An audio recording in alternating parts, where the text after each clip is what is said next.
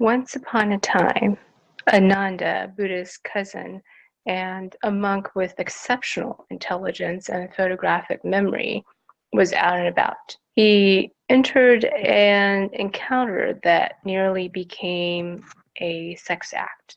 Fortunately, the Buddha prevented the act before it happened. The Buddha sent the wise one, Manjushri, a bodhisattva, to go and rescue Ananda. The saving tool was the Shurangama mantra. So Manjushri brought Ananda back to the monastery. There, the Buddha began a series of questions with Ananda, who was very logical and somewhat precocious. So began the Buddhist Shurangama teachings. All of us can relate to Ananda in our sense of that's never going to happen to me. I know it all, or I know it already. Intellectual reasoning above all else. If not in our errant ways, we can all relate to Ananda. So in this series on the Shurangama Sutra, we will learn what the Buddha taught through the eyes of Ananda to start with. Just imagine yourself sitting there with the Buddha while the Buddha gently questions you so that you come to understand your own shortcomings and how to overcome them. Before we get to the fascinating teachings, let's take care of some preliminaries. Among the two major Buddhist traditions, Mahayana and Theravada, the Mahayana tradition became dominant in China, Japan primarily, with a canon consisting of words by the Buddha, other key commentaries, and precepts and guidelines. Vajrayana is a branch of Mahayana Buddhism that's associated especially with Tibetan Buddhist practices now. Some consider it a third tradition, actually. The Theravadan tradition is based on Buddha's earlier teachings extant in Pali, prevalent in mostly Southeast Asian countries.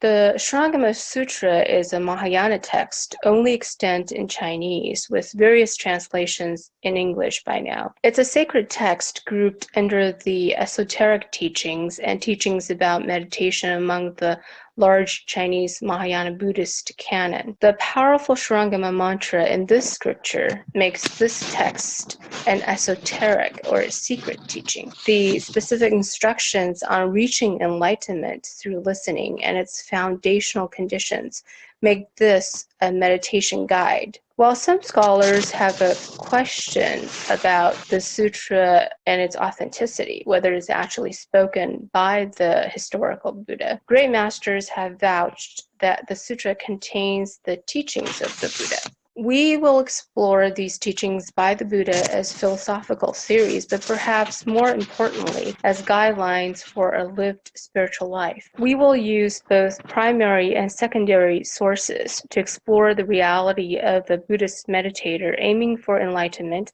and the knowledge essential in such striving. We will critically investigate Buddhist arguments and analyze their strengths and weaknesses, and yet we will set time aside all analysis to simply put to practice what the Buddha teaches. We will discuss and experience, for example, the nature of the mind states of a meditator, precepts, and reality for a Buddhist practitioner. You must commit to going through this entire series.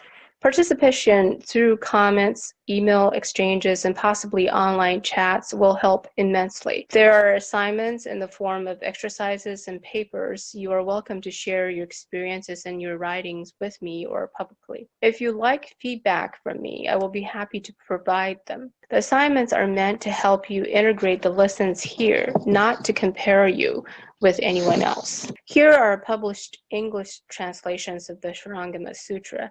Read the different English versions to get a full sense of this text. If you can read Chinese, the Chinese original is most eloquent and poetic. And one of the best commentaries on the Shurangama Sutra is in Chinese, not yet available in English, is the one by Master Jiao Guang. By the end of this series, we may have touched on some of these aims. Here's the general schedule for how we will progress with this series on the Shurangama Sutra.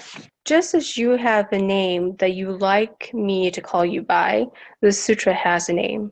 While it's generally referred to as the Shurangama Sutra, it has a lengthy title. Some Buddhist sacred text titles are named around a person or a type of teaching or an analogy, or a combination of these in twos or threes. The entire title of the Shurangama Sutra is so long that it includes a person, the Buddha, a teaching, the esoteric teaching on enlightenment for bodhisattvas to practice, and an analogy, the indestructible Shurangama. The Shurangama Sutra is not known to be extant in Sanskrit, and thus its full Sanskrit name is not known. Shurangama roughly means indestructible. The word is composed of Shran, great, absolutely, with Gama, durable, solid. We will learn a lot more about the name of this sutra, but this is the 7th type of title listed here. The entire title in Chinese is 大佛顶如来密因修正了义诸菩萨万恨首楞严经, variously translated as follows. The sutra on the esoteric Shurangama teaching uttered from the crown of the great Buddha, so enlightening beings actualize enlightenment through a myriad of practice and others. Okay, so imagine you are the nice-looking, lawyer-like younger relative to the Buddha. You just committed a major wrongdoing that's entirely against what the Buddha has taught you. The Buddha helps you before you really cross the line and brings you back home. The Buddha has a special teaching for you, someone who is all intellect but practices little. That's many of us. The Buddha does not reprimand you. Instead, he asks you this question: where is the source of enlightenment, the source you need to access for realizing enlightenment? For the ease of communicating, I want to use one word to represent that which is an unbounded awareness. Is peace and love inherent to our depth of being, is always around and about us, and interconnects all. Many refer to this as God, gods, goddess, goddesses, higher power, the divine, the one. Buddhists usually give it the name mind-heart. Mind-heart. That is an enlightened rediscovery of an innate state of boundless compassion and wisdom. So until something else better comes to me, or if you have a better suggestion for me, I'm squeezing all of the above descriptors into this expedient term, the source. Actually, whatever word I end up using, language can always reify to the point that it distorts.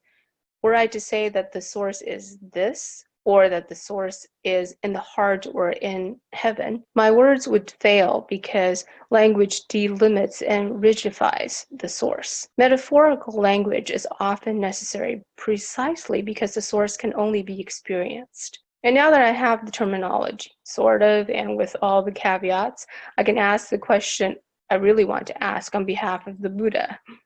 Where is the source? If the source is a father figure God in the sky for you, you may resolutely proclaim that God is up there. If you've been meditating to the point that you're just blissed out and could care less about the world, you may lift your gaze from your navel and slowly utter the words, in here. If you're a nature lover who is fond of hiking, the whistles of the leaves and the sounds of the birds, you may claim that the source is everywhere in nature, in creatures large and small. What's the right answer?